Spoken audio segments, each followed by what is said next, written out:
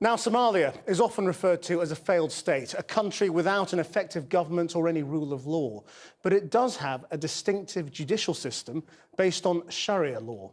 Punishment is in the hands of the family of a murder victim, and they have three choices. They can forgive the killer, carry out the execution themselves, or settle for the payment of blood money. But with poverty ever present, the last option is often unattainable. Our reporter, Jamal Osman, who was born in Somalia, has been back to find out what it means to be on death row.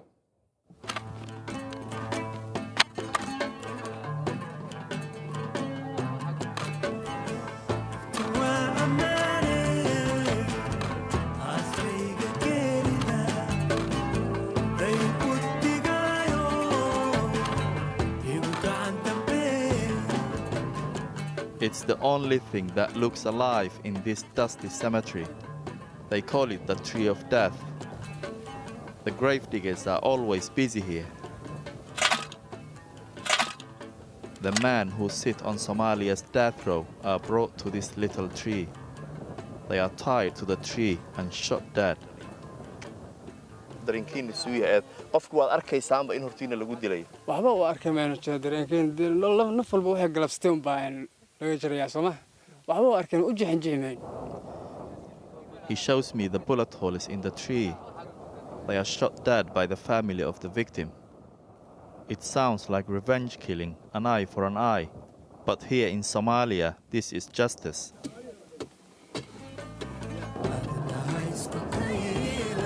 I wanted to find out more about what it means to be on death row in Somalia.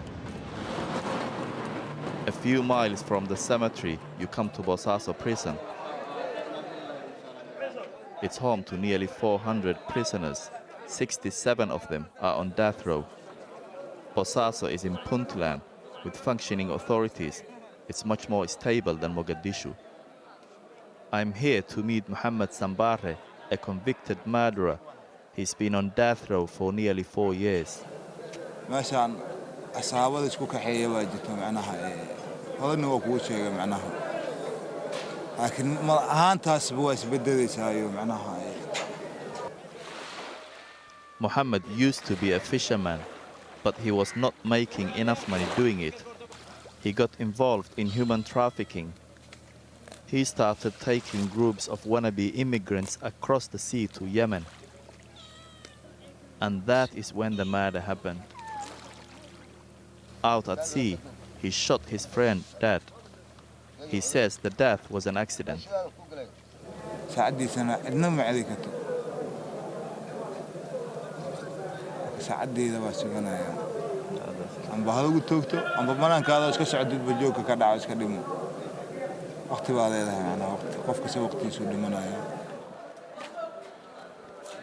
Our time was up for now.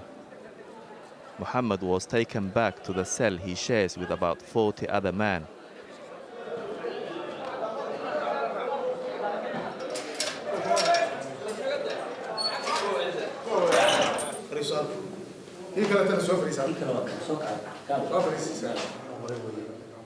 This is the courtroom where Muhammad was sentenced to death. It's the highest court in Bosaso.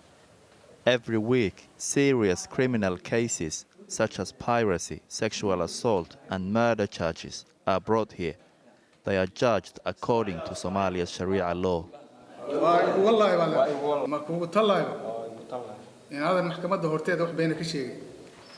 And this is the judge who sentenced Muhammad to death, Sheikh Adam Ahmed. He's a strict disciplinarian.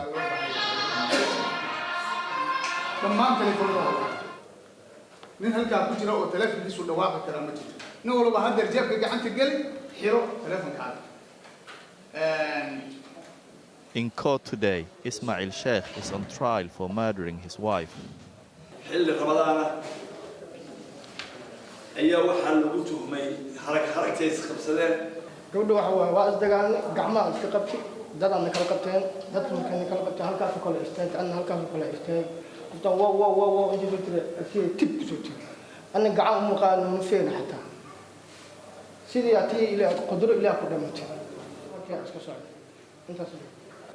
qofka waliyo damka ah oo dhiig marxuumka iska leh ayaa iskale kelimadul waxiidka kelimada ugu dambaysa isaga iskale haddii uu yiraahdo waa dilanayaa xukunku markuu ku dhaco waxa loo taagaa iyadoo loo soo hogaaminayo meesha dadka lagu toogto ayaa loo taagay.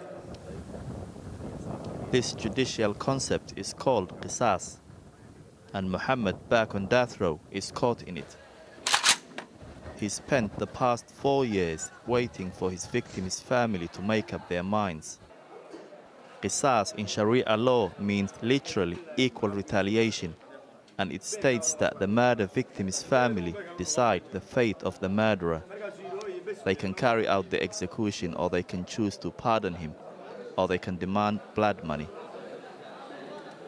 The negotiations can go on for years, but in Muhammad's case, the negotiations are breaking down.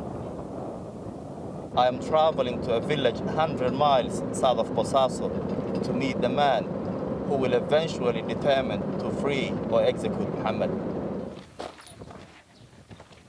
His name is Ali Faras, and he is the father of Mahmoud, the man Muhammad shot dead on the boat. He's very much the patriarch of the family. A former military man, Ali Faras trained in Moscow in the 1960s and then retired to take up a more peaceful life as a camel herder. His son Mahmoud was just 21 when he was murdered.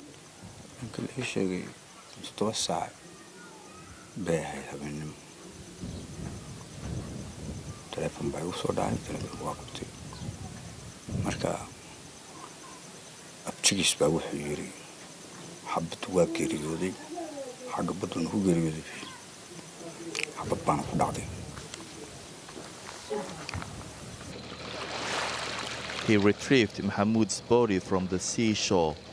He told me his wife has never recovered from the loss of their son. The process of qisas is coming to an end. Ali Faras must decide what to do. saddex qaybood baa maartay iyo aniga xaqiiqo inaan disho inaan daasto inaan diyaaqo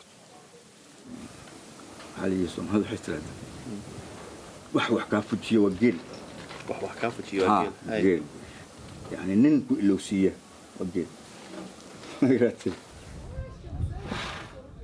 In Somali culture, camels have always been seen as a valuable, precious commodity. In Islamic law, blood money is very precise. One man's life is said to be worth the value of 100 camels. In order to buy 100 camels, Muhammad's family have to find $20,000. This is what Ali Faras is asking for in compensation for his dead son. This is Muhammad's mother, Asha.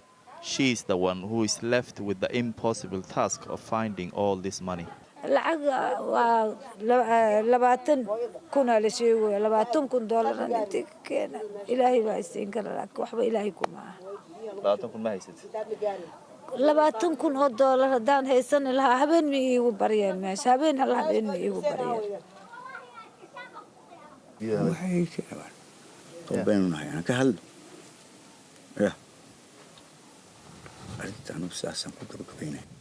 $20,000 ku xirantaa wiilkeyga noloshiisa tii ilaahay ka sokow $20,000 ay ku xirantaa haddii la waayo isna waa la waayay.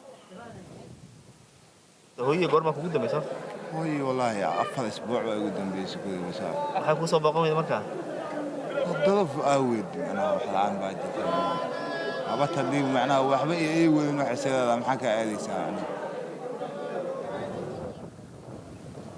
But today, Muhammad's mother is visiting him, carrying a bag of little gifts for her son. Asha is 60 years old and is struggling financially. Never mind the blood money, she can't even pay her rent.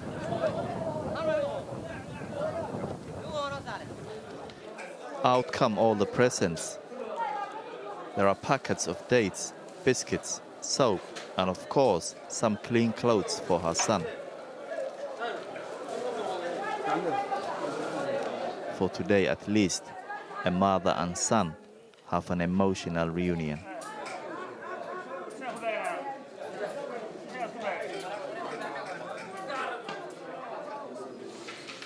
Meanwhile, back in the court, everyone is waiting for the verdict. ismaaciil sheekh raage ninkaas oo lagu soo eedeeyay dil islaantiisa laakiin booliska iyo xeer ilaalintuba ay oo mawdkii rabbi xagiisa ka xukmay ay gabadhaas u dhimatay ninkaas maxkamaddu waa sii daysay xorriyadiisa way u sii daysay. So there is relief for Ismail. But back on Bosaaso's death row, things are less optimistic.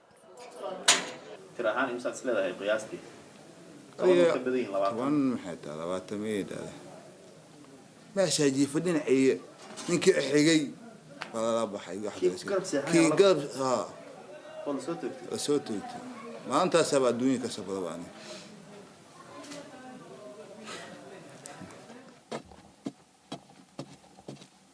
The grave diggers continue their work. They told me that the victims' families come here eager to finish the job. But once they shoot dead the man, they always rush away. There is a sense of guilt. As for Muhammad, all he can do is wait.